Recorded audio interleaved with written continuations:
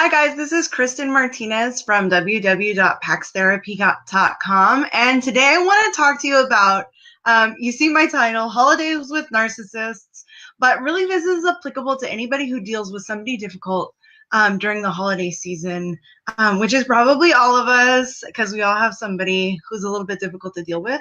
But I think this is just especially for those of us who deal with somebody who is a narcissist or has borderline personality disorder or has something kind of chronically going on with their personality that makes it even more difficult to deal with over the holidays.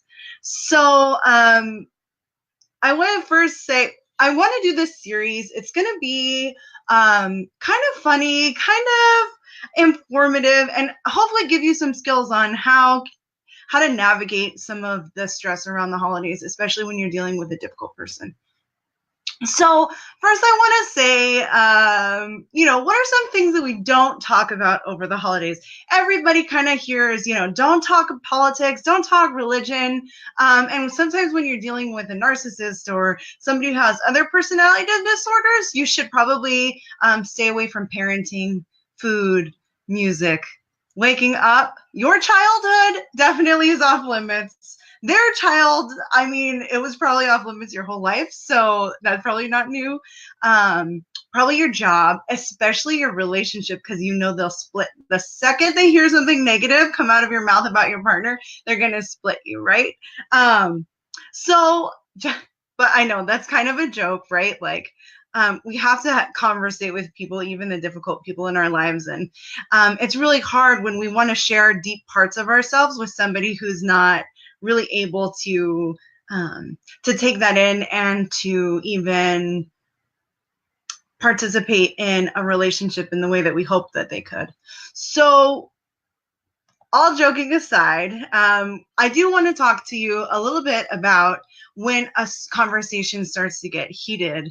And over the course of this series, which I'm hoping like maybe every day, maybe every other day, I can post something about like some kind of skill to use that in dealing with difficult people that you can use over the holiday. So we're going to be talking strategy.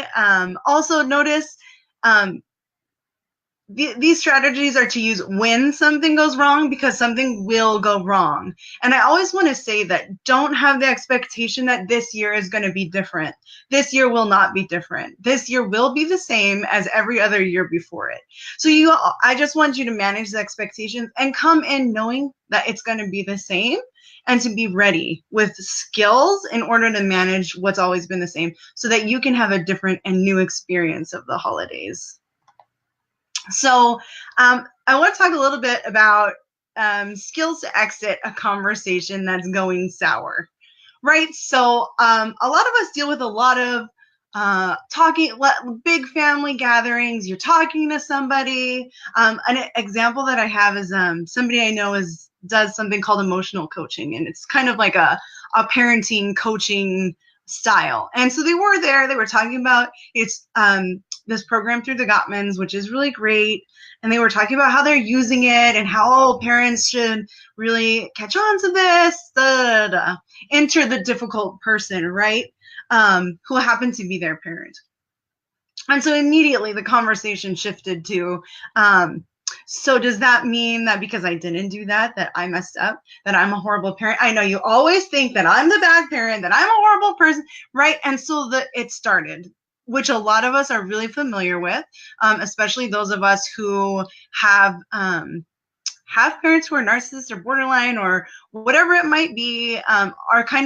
We're kind of used to that kind of dialogue start to take place. And so what I would say, instead of you maybe have escalated conversations in the past, or you're not sure how to get out, or it ends up with you slamming the door, walking out, not participating in the holiday, maybe leaving early with the family, getting into a huge argument. I want this to help you not do that this holiday, okay? So there's a couple of things that I want to say as a skill.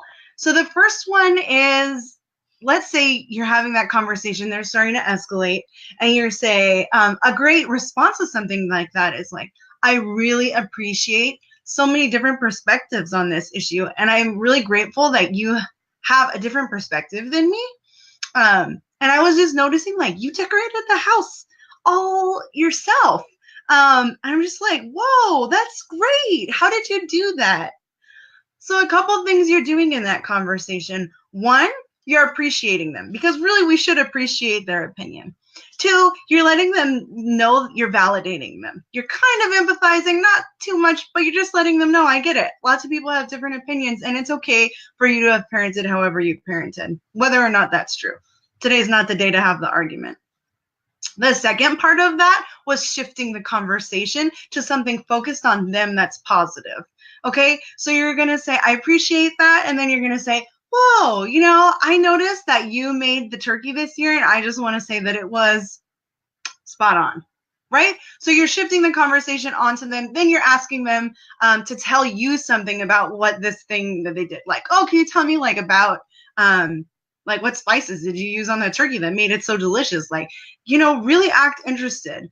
You know, that is serving a need for somebody who has these personality issues. We have to understand that they're birthed out of trauma. Most of the time, they birth out of very difficult, hard experiences. And a lot of times, they haven't been recognized as children. And so even though maybe we're their child or another family member, we have to recognize that and interact with it appropriately. So another one, which is a little more evasive, but if you're not ready for a communication strategy, it's really helpful. Oh, my phone is buzzing. Hold on, like, let me go into the other room. I got to take this call, right? Okay. That's an immediate exit strategy. If you are feeling extremely unsafe, boom, you've got your exit. Cell phones are so easy nowadays. Now, the third one I really appreciate, I think it's really helpful, is especially if you have other family members, siblings, or a spouse, talking about it beforehand.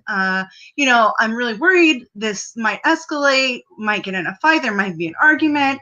What's something we can do that if I'm in a weird position that you would get signaled like that I need help? And so a really great way is to talk about a topic of conversation that's a signal that you need support and you need help to either get out of the situation or to shift the conversation. Okay, so for example, this thing is, and they're getting on the parenting thing, and you're like, wow, you know what? That's so interesting that you said that, because it actually made me think of at school. The kids had this celebration for birthdays, and they got to bring cupcakes, right? So your conversation has shifted to something like really unique that maybe your partner hears, like cupcakes, or then maybe you can even refer to them like, oh, honey, do you remember that bakery that we went to for the cupcakes for so-and-so's birthday? Boom. They come over and they know that you needed support. Now you have a supportive person in this conversation. So I hope that this first video was really helpful to you guys. And if you got this in the replay, just let me know. Replay, you can always, in the comments below, I'll go ahead and we're having a group for adult daughters of narcissists. I'll put the link down there and a link to our website in case you guys want to reach out for resources or anything else. So again, this was Kristen Martinez with PaxTherapy.com. Oh, happy holidays.